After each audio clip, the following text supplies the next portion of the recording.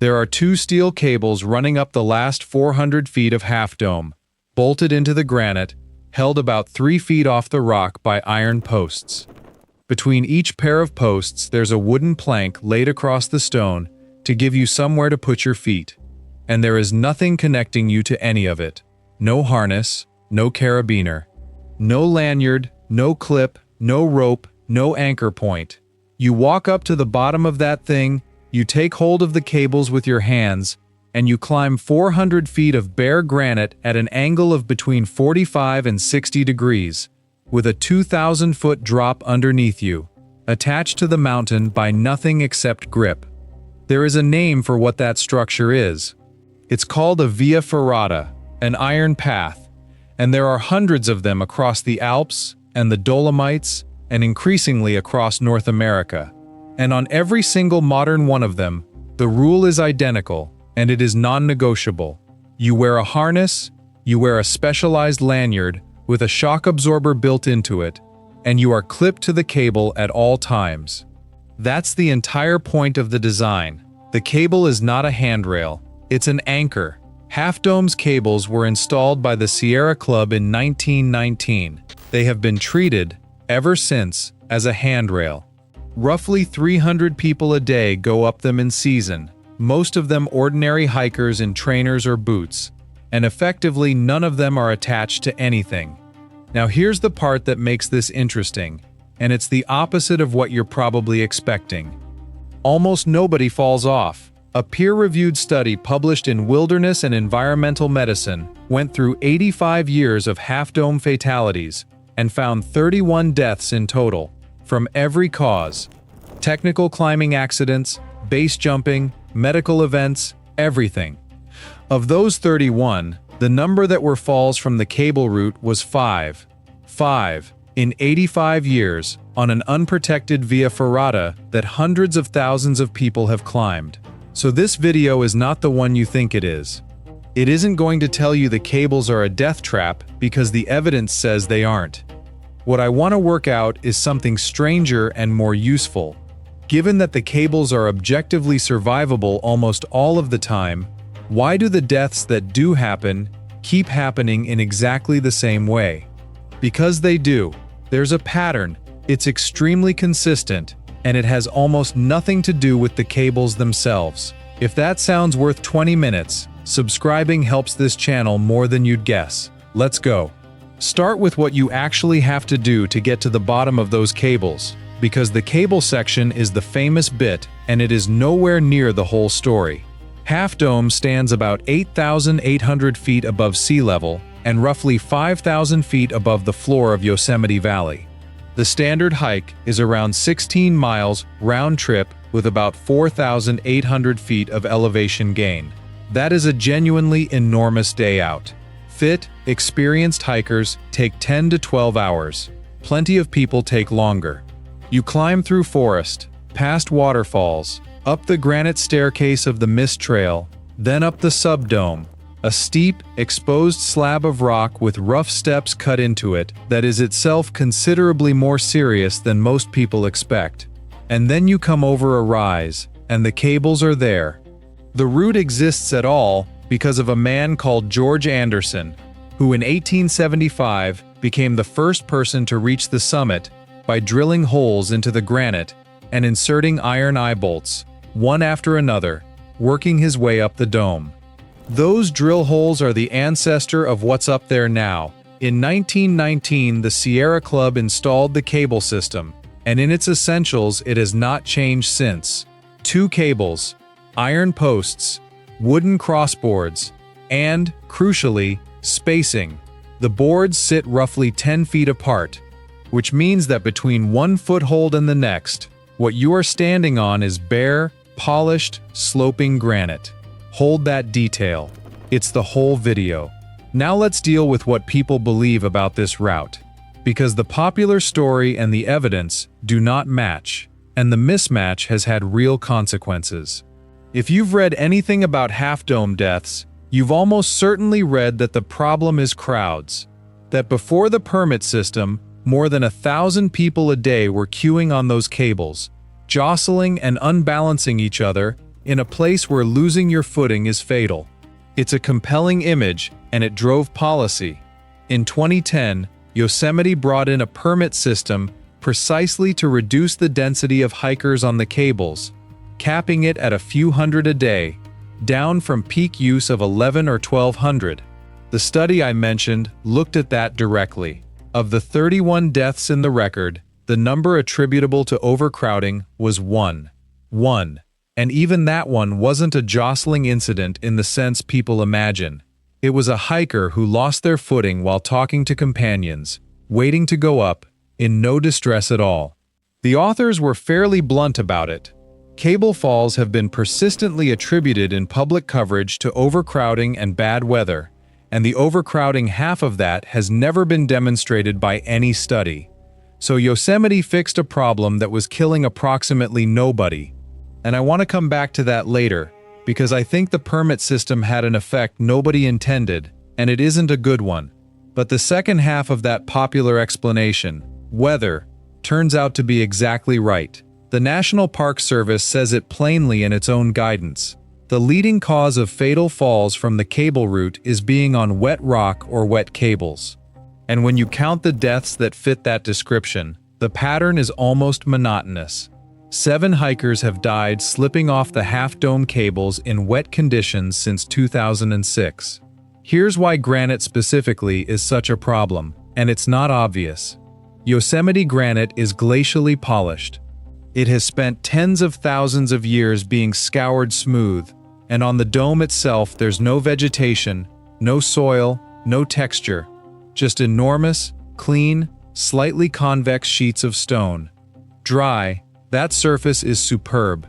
Rubber grips it beautifully. It's why Yosemite became the birthplace of modern rock climbing in the first place. Wet, the friction collapses. Not degrades, collapses.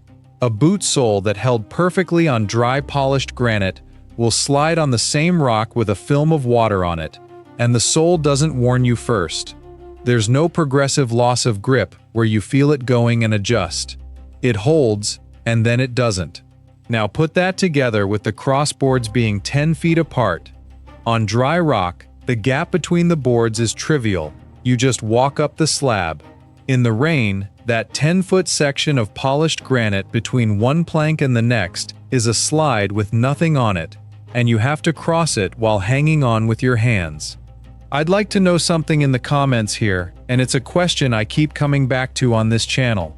What's the hike near you that has a reputation for being easy, right up until the weather turns? Not a mountaineering objective, a normal trail that everyone does, that gets people when conditions shift. I read all of these, and they tend to become videos, because that brings us to the 13th of July 2024. Grace Roloff was 20 years old, a student at Arizona State University, and she was not a novice. She and her father Jonathan had been hiking together for years, Angel's Landing in Zion, which has its own chains and its own fatality list, the Grand Canyon several times a year, Humphreys Peak, the highest mountain in Arizona. Half Dome was on her list, and they had been trying to get a permit. The permit came through on the 11th of July. They drove from Phoenix to Yosemite. And this is the detail that has stayed with me more than any other in this story. Her father describes her as extremely detail-oriented and thorough, and it was Grace who picked the day. She looked at the forecast and chose the Saturday, because the Saturday was the one predicting cloud, mild temperatures, and minimal chance of rain. She did the research. She chose correctly on the information available. That is not a person being careless. On the morning of the hike, a ranger mentioned there was a chance of storms later in the day. They went up. 16 miles is a long way, and it takes hours. And when the Roloffs arrived at the base of the cables, the sky above them was clear. They climbed the 400 feet. Grace stood on the summit of Half Dome and got the thing she'd been wanting. Her father took photographs. And then, within minutes, it began to pour. Jonathan Roloff has described the speed of it as the fastest he'd ever seen a storm arrive anywhere.